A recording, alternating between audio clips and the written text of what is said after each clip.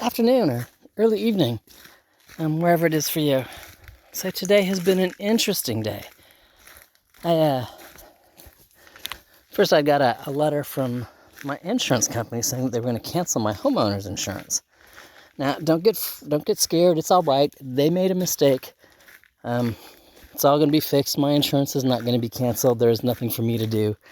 They've got to adjust what they have loaded in their computer because they screwed it up. But on my way to drive there this morning so I could go talk to them face to face and figure out what the problem was, I came across an issue on my driveway, literally, and it's going to make me have to change directions for a couple of days. Not necessarily do a garden right away, because I have to get this addressed. We've had a lot of storms and a lot of rain, and I have a little bit of a culvert washing out here. It's not too bad. I still have plenty of road room on that one. But the one that's farther down the driveway here, give me a second, I'll get there in time, is a mess. Looking at it from here, you can't even tell. You'd think that the road is just as wide, just as normal. Great, drive as usual. It's not. I literally fit tire to tire. And we continue to have rain like we've had the last couple of storms where they've just been bad storms. I might not be able to cross my driveway. Yay! That sounds like fun. So the long term is I called some people, and one of them was able to come out today and look at it. They're going to do up a quote so I can see how much it's going to cost. But you can see where the rain coming down this hill has washed out, a little bit of the road, but it's not an issue. It's great. It's supposed to do that. And it right about there, it kind of runs off down the hill. Not an issue again. Doesn't impact the culvert or the driveway here. Plenty of room. It's that hill on the other side that is the problem. And as we're getting closer, you can almost see it now. Looks like there's a big gaping hole, and there is. That's my culvert washout, and you can tell it's being that that's where the culvert is. I've lost about 8 feet worth of drivable space, hillside to hold it in and driveway. This is it's a mess. This is literally my tire tracks. So any more over and I lose it completely. From there, this is the other side, and the culvert's not blocked. It's doing what it's supposed to do. It's draining, but there's no room for me to continue to pull over and road on this side. So this is something that I have to get fixed. Again, I'm waiting on a quote from the guys. And then from there, we'll look at getting it scheduled. Yeah. Welcome to the fun that is my life, right? So anyway, what they think, and I tend to agree, is when somebody graded this, to try and smooth some stuff out, they actually pushed all the dirt off of here. There we go, up against the edge. And I say that because the stuff coming off the hill used to drain right there. You can kind of see it a little through the tall grass, but that's where it used to drain off. And now it doesn't drain there anymore because it's been blocked off by where they tried to level the road. And now it literally erodes the road. And you can see it, it's just eroded all the way down. So that's what they're going to give me a quote on, is putting larger stones down there at the culvert, because there's nothing wrong with the culvert. It's not damaged. But putting larger stones that'll hold the embankment up, pack it down so it'll support vehicle weight. And then literally regrade this portion of the hill, starting kind of at the top and working their way down. So the road and the water grades correctly. It runs off the hill like it's supposed to, and it'll stop eroding the culvert. So I'm just saying I didn't work on the garden at all today. Between trying to call companies and get somebody out here to give me a quote, and walk the site with them, I stayed busy. Yeah. So, wish me luck. Cross your fingers it'll be cheaper than I'm hoping. Ha! I'm not holding my breath. And, yeah. I will talk at y'all later. Well, decided I needed a break. Decided to come out here to the garden anyway.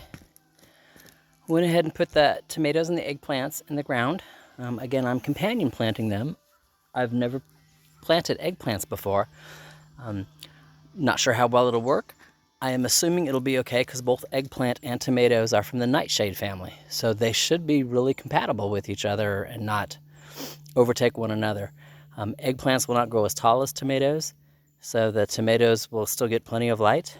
And eggplants are towards the setting sun, so they'll get better afternoon light. So again, shouldn't be a problem. It should work out well.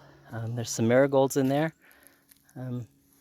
I'm a firm believer that marigolds make cutworms not want to come along and eat your tomato leaves, like the green hornworm that you always find on tomato plants. It doesn't kill it, it just kind of deters it. Now there's, no research that says that that's true. Doesn't matter. I've always thought it's worked for me. I have marigolds mixed in with my stuff. It's just that easy. From there, I also went ahead and planted the Anaheims. I threw marigolds in with them. I need to buy like 2 more of these rings, or just use the 3 green poles and weave kind of in and out to give them support. They won't grow as tall as a tomato will, so these type of support holders work well with peppers, don't work well with tomatoes at all. I bought some regular fencing stuff that I'm going to make squares that are, 6 feet tall for the tomato plants. Might be a lost cause this year, maybe not for that one he wants to grow, but the little one is just, I don't know. We'll see if putting him in the ground will make him want to actually do something. But that's all I've done today. That's probably all I'm going to do. Cucumbers are still looking great.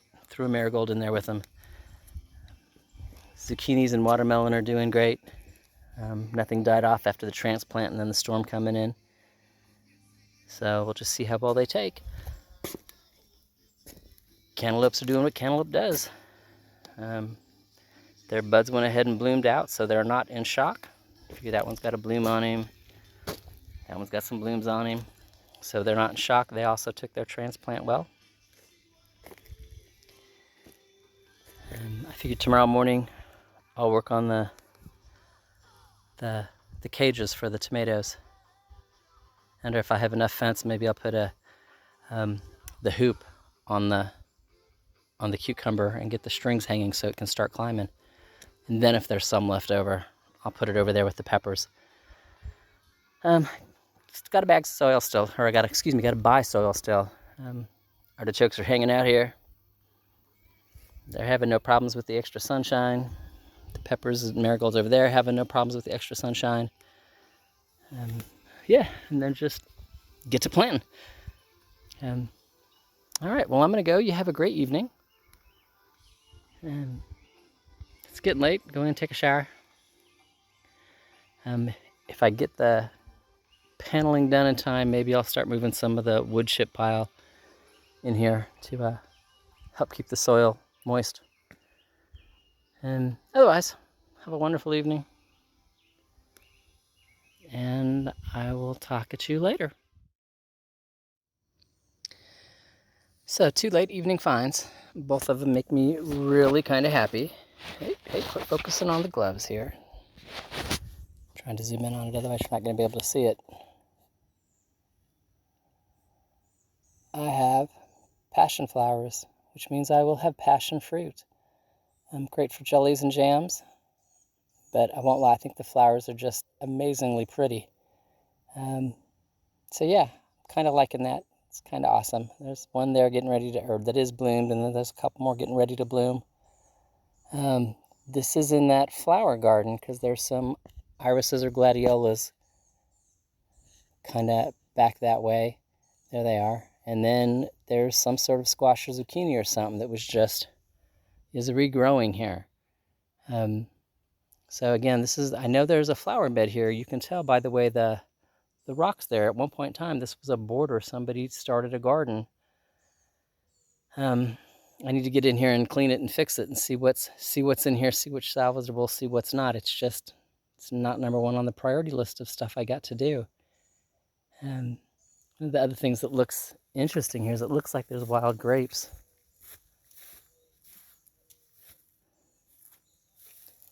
Maybe there, kind of at the top of the vines there.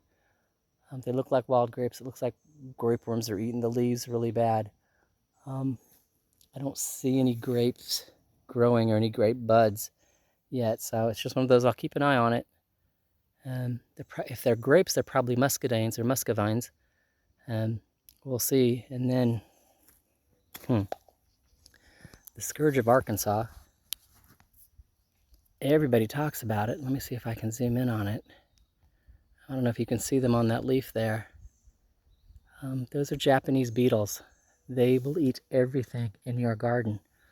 They've actually got Japanese beetle traps that'll catch like thousands of them, but they can wipe out an entire garden. So I've got a trap that I was going to put back by the back shed, so they'll be attracted to it instead of to the garden area since I've got it started planting. I don't know if I want to keep these grapes. It looks like I'm going to have to do something out here as well. But now off to the other great exciting thing besides the passion flowers and or passion fruit. So I had gone to, of course I just knocked them all down. I had gone to see if I could get some berries. Yeah, I have 4. Yay! But the other amazing find, or that I think is amazing anyway, I continuously look at that hill that's kind of uphill from the house. And because the trees are cleared because of the house and or the garden that's behind the house, that area actually gets a lot of sun. Almost up until, sunset when the upper trees shade the lower trees. And my thought process was that would be a great place for a mini orchard. I don't need a huge orchard, just, something for me. A couple peaches, a couple pears, a couple cherries, something to give me fresh fruit all on my own. I came up here actually exploring because I saw one of those. Oh, I just knocked my berries over again.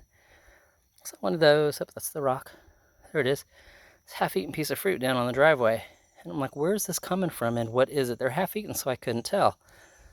So I get up here and look at the tree. And it's a pear tree. And it is full of pears.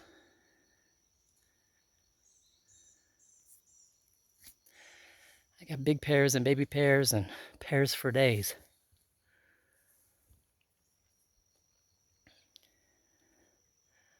So I am really excited about this. I'm going to walk around and see if any of the lower ones are ripe enough for me to pick yet, because I like pears, I'm not going to lie. I don't think they will be. I think it's too early. I think that's why the ones that are half-eaten are because the deer bit into it and realized that they weren't ready.